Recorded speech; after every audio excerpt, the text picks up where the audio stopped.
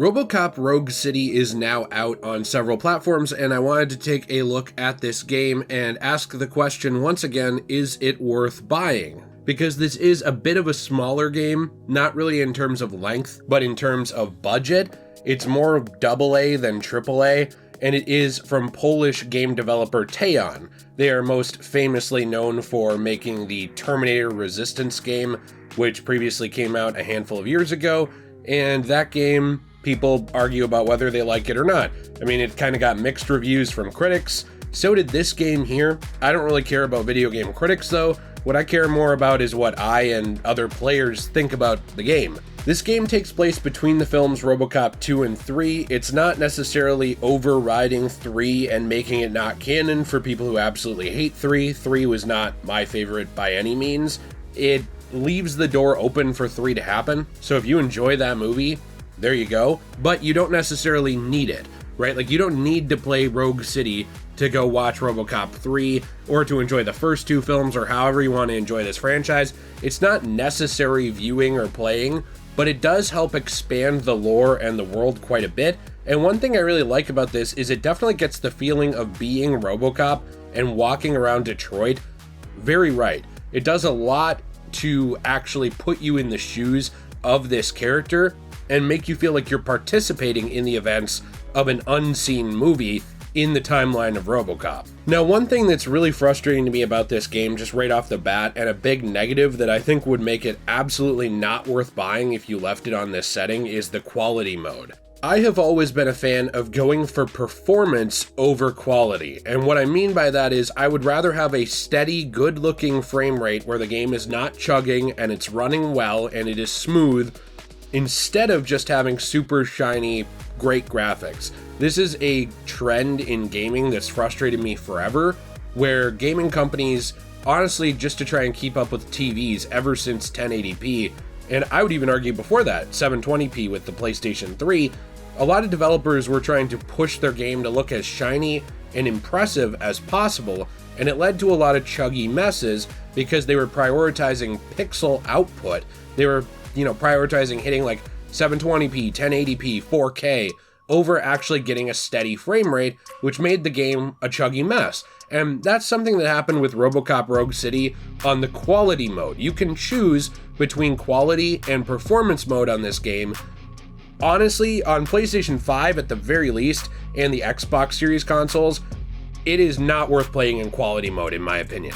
There is a marginal improvement in how the game looks, but if there's more than 2 or 3 people on screen, especially enemies moving around shooting bullets at you, it runs like a disaster. It's so chuggy, it hurt my eyes.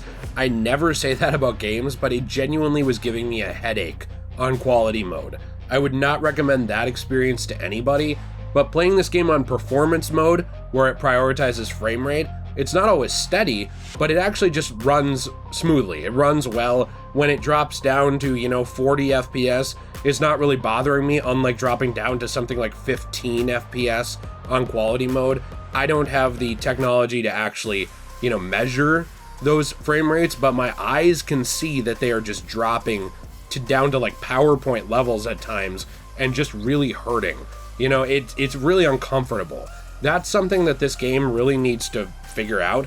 I don't even know why it launched with a quality and a performance mode on console if the quality mode was going to be so badly optimized. That's probably the biggest negative I have with this game, and it needs to be addressed immediately because the game starts you on quality mode. So if you're not going into the settings and looking and seeing, can I change this or not, you're going to have a very poor experience with this game, at least in my opinion. This is a first-person shooter. It needs to be responsive in order to have a good gameplay loop.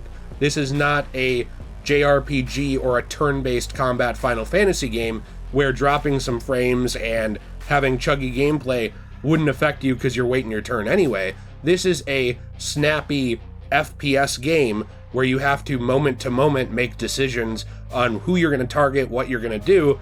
That is heavily affected by the performance of the game. But once you get this game running in performance mode, I think it is actually very well made for the budget it was on. Most of my criticisms of this game do come back to the budget and things I would like to see fixed in maybe a potential sequel, but I do want to say some positives about the game that make it really worth buying. If you do enjoy this video, by the way, before we get even further into it, subscribing, leaving your comments and your feedback, letting me know what you want to see, if there's any games you want me to take a look at, stuff like that, really does help me out. I did recently make a movie review on Five Nights at Freddy's, and I've made a few of this type of video before, so checking those out helps me out a lot. Something I love about this game, though, is they actually got Peter Weller back to play Robocop again. Now, I don't necessarily think the other actors to touch the character did a horrendous job, but I do think Weller is the best actor to play Robocop. He's the one that we all knew growing up for fans of the movies. He's the one that when he was swapped out for 3, when he wasn't in the TV series, all these things, it was a big deal. People were kind of like, where's Peter Weller? So Peter Weller being back actually does a lot to add to the cast and the nostalgic feel of Robocop Rogue City and make it feel like it actually fits in with those movies incredibly well. The game also uses Nancy Allen's likeness for Robocop Rogue City, even though this character is actually voiced by Kosha Engler. Allen isn't in the game with voice, but it does actually go a long way, again, for fans of the films to see her likeness, to see Officer Lewis back and looking the way she should. I thought there were a lot of characters in this. I saw like the sergeant who look mostly the way they should. Those things do a lot to immerse you in the world of old Detroit and make you feel like you're walking around as Officer Alex Murphy, actually on patrol and doing things as a Robocop would do.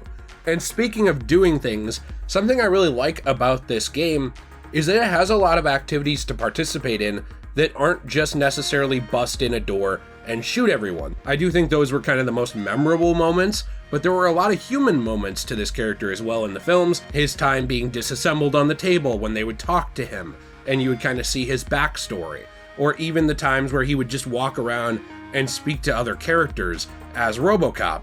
Those are things that I was worried might be missed in this game because they usually are in Robocop video game adaptations, because for some reason a lot of people think, that's not fun, I just want to shoot people.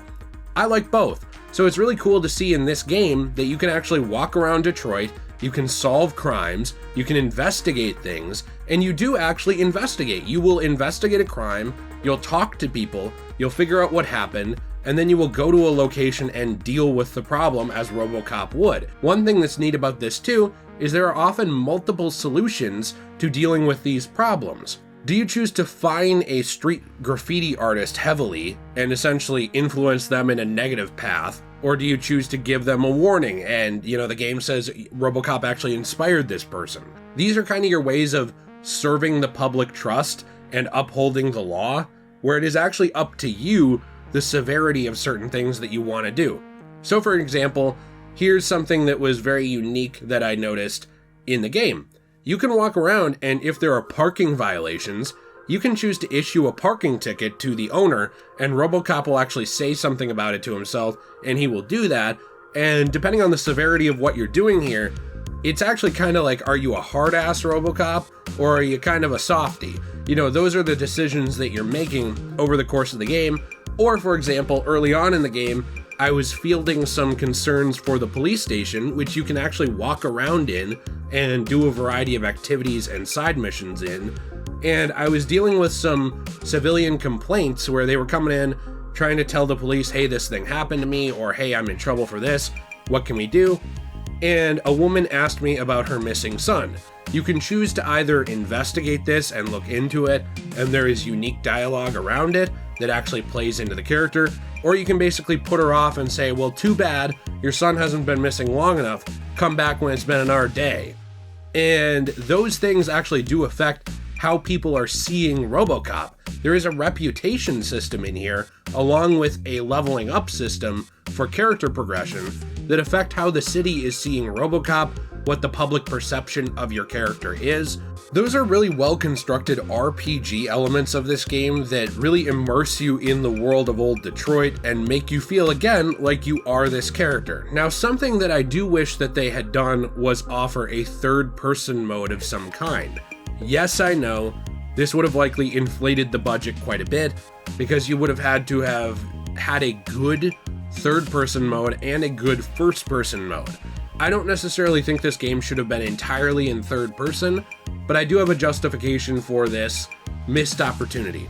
And it's actually from the sentiment of the PlayStation 2 port of 007 Quantum of Solace. And it's something interesting to me because when asked why the team went with a third-person perspective, I remember this was done by YouTube channel Mini-Me, where he interviewed some members of the team and asked them about it. One answer that they gave for going with a third-person perspective as opposed to the third-person and first-person perspective of the Xbox 360 and PS3 version, and I believe the Wii version of the game, was that they believed that if you are playing as a licensed iconic character, you should be able to see your character. You should be able to know who you're playing as and actually see the model of that character and not just feel like you're in an FPS, not just feel like you are, looking at their hand the whole time and that's it. And I know this doesn't work for everything. This isn't going to work for a game that doesn't have a high budget, but I wish that this game had a higher budget, especially after the Terminator Resistance game, because a lot of times I feel like I'm just looking at Robocop's right hand and that's it. If you look down at your feet, they're not there. You hear the hydraulic press movements of Robocop walking, like from the movies, but you don't see your feet. When you look over at your hands, they're not there unless you're holding a gun, really, or if you're falling. If you're falling and you land, you'll see your hands and you'll see your leg, and that'll be it. There'll be basically a preset animation for getting up, and you will see Robocop in cutscenes or in discussions. Those are awesome. I'm glad that you actually see him instead of just being behind the screen or just being behind his point of view. But I do think it would have been really awesome to see a third-person cover system, third-person gunfire, actually to see what Robocop looked like as he was doing things, or have the option to do so. And even games like Star Wars Battlefront 1, all the way back on the PlayStation 2, they were doing things like this. I know game development has gotten more complex. Maybe it's not a fair critique to compare those two games, because obviously Star Wars has a higher budget. But I'm just saying that I feel like that was a missed opportunity with the game, especially because there is a costume skin system in the game that right now is just locked behind pre-order bonuses. This was another thing that I thought was done a little poorly with this game, where if you got the Alex Murphy edition, which was digital only for some reason, or you bought that pre-order bonus on the side for $5 or $6, you could get the Robocop battle damaged look from the end of Robocop 1, or you could get Robocop 2's outfit if you pre-ordered that version of the game. For some reason, though, it also locked a weapon behind that, which was the OCP sidearm shotgun that was locked behind that pre-order bonus. But it was frustrating because once you do that and you get these skins, you have to actually go out to the main menu and quit out of your game save file in order to change the actual costume of Robocop and his look in the game, but you don't actually see it very often. You only see it in these discussions and you see it in cutscenes. You don't see it during gameplay. There's really no difference to Robocop's hand depending on if you choose the Robocop 2 skin or the battle damage. There's not much difference at all. That's frustrating to me because I do think that with Robocop, you want to actually see Robocop. One of the most interesting and cool parts of Robocop was his design. It's iconic. It's one of the things that made the character appeal to so many different people, from older adults all the way down to children who watched the cartoon, was the character's design and iconography. But if you're not really seeing that, there's really no point to actually have any kind of cosmetics to it, and at times I think it impacts the actual Robocop feeling of the game because you're not seeing him on screen most of the time. Now, for role-playing purposes, I think it's great to be able to play as him in his field of view. I just wish there was an option there. When we're talking about the overall gameplay loop of the FPS portion of Robocop Rogue City, I do think it's very well done, again on performance mode. On quality mode, the shooting chugs a lot and the responses of enemies chug a lot. So I just, like again, I said, I don't recommend that as an experience to people, at least on console. I'm sure this will get fixed on PC by someone, but for console, playing in performance mode, the game runs very smoothly, and it does play a lot into the world of old Detroit in the movies, where you're essentially trying to take down the gangs, curb crime in Detroit, and it's pretty graphic. Now, is it perfect? No, but it's done very well where you can shoot off limbs of characters, you can blow their head off if you want to. The upgrade system in this game is well done and I do enjoy it. However, there are certain frustrating elements to it because a lot of areas you can't actually revisit very well. As of when I record this, there's no New Game Plus. I do think this game would really benefit from it though, because depending on how you upgrade your character, you're going to be able to see what dialogue options might be better, received from a character. You're going to actually be able to get into safes easier by being a safe cracker type Robocop, where you're able to use your engineering skill to actually get in there. Maybe you're able to earn XP quicker. Maybe you have higher damage output. Those are the kinds of things that I think would really help with having a New Game Plus, where you were able to experience the game progression maybe in a different way. I will get to certain areas in Detroit where there's a safe that I need to get into if I want some bonus things, and I either have to spend 10 minutes searching all over the room for some kind of random obscure hidden safe code, or I could just have 8 engineering skill to get into it. But one of the problems I noticed was the point of the game I was at, if you were to have 8 engineering skill, it would have meant that you put nothing into any other skill except engineering straight for the first 3 hours of the game. I don't really know who would have done that. I don't really know who would have sat down and said, I'm going to only do engineering. So some of these shortcuts, I think maybe, or some of these options I should say, maybe they should have required a little less skill points in order to do, because I just don't see anyone putting their Robocop entirely into one skill only. But I'm sure somebody did, or somebody looked up a guide and they decided to do it. But I do think the great thing about this game is just having multiple options, where if you don't want to do that, you can look around for the safe key. Or for example, when I was investigating a stolen car, if you didn't have a high enough deduction skill, I could go upstairs and I could find a crumpled up paper with some evidence on it. Or if I'd had a higher deduction skill, I could have scanned a different document in the actual business and figured something out and then gone and interrogated the shop owner. So there are options on what kind of Robocop you want to be, what kind of investigations you want to do. I just suppose I wish some of those options weren't so highly locked behind skill tree requirements. I wish those skill trees had been toned down just a little bit in terms of either what it takes to level up or how many points it actually takes to be able to use that particular skill to do a particular crime element of investigation, because I think that would have actually added to the variety. In terms of for anyone, I think Robocop is a very fun FPS game on performance mode that does offer a lot of replayability. It offers a lot of interesting looks at this world. It is fun, it is responsive, it has interactable environments in a lot of cases. Parts of them are, parts of them aren't. That's to be expected with this budget. It has great voice acting, very good world building, fun hidden secrets to find. There's a lot in here for just fans of the first-person shooter genre. However, I think what really enhances and elevates this game is being a fan of Robocop in general. This isn't really where I personally would start as a Robocop fan. I wouldn't say, yeah, you should start with Robocop Rogue City. Why? Because a lot of the payoff to these characters, a lot of the payoff to the things going on with Robocop himself, they are elements and references back to the movies, at least the first 2, that I think without them you are missing out on a lot of characterization. That's not really a negative though. That's something I would expect from really any sequel or any licensed video game property that isn't starting over from scratch, because they're going to be doing some references. There's going to be some stuff going back to those films. This is a really fun video game based on a movie franchise that finds a way to not be a one-to-one adaptation, and it does still pay off for both gamers and fans of the film. There are ways to play the game on easier modes, so if you're a fan of the films, but you're not a hardcore gamer, you can play this game on easy. In those ways, I do think that you can choose to play this game how you want to. I personally played the game on hard, which was not the hardest experience, just because I found the lower difficulty settings a little unengaging in combat, because it wasn't difficult at all.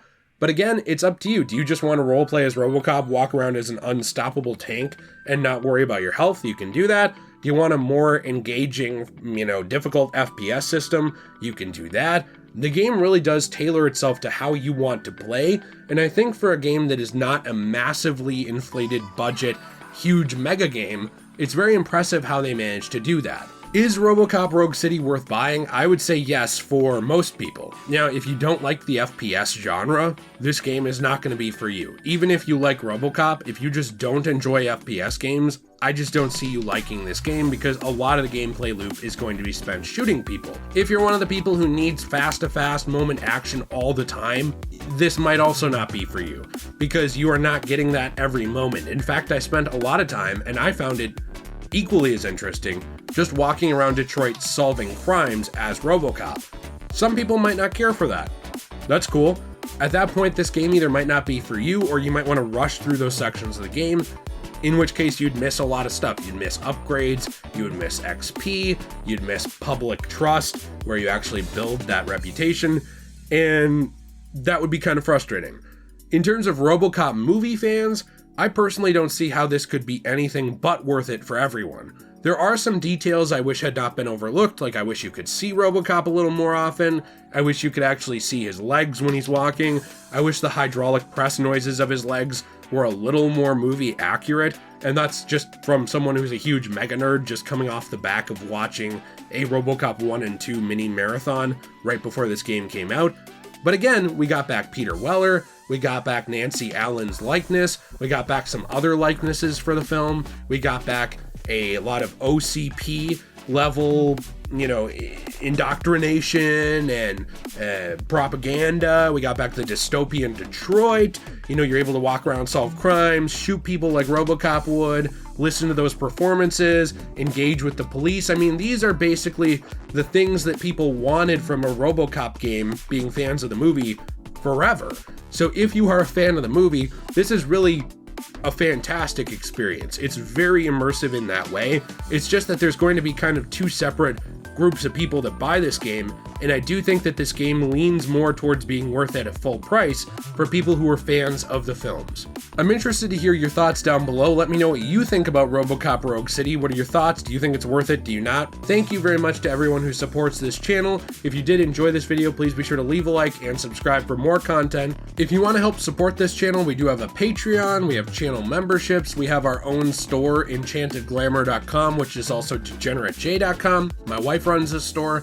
Together, we both take comic book art from comic books that are being thrown out, usually unfortunately not even recycled, just thrown out in our state of Minnesota. We take those things from small businesses, we are able to turn them into transformative works of art.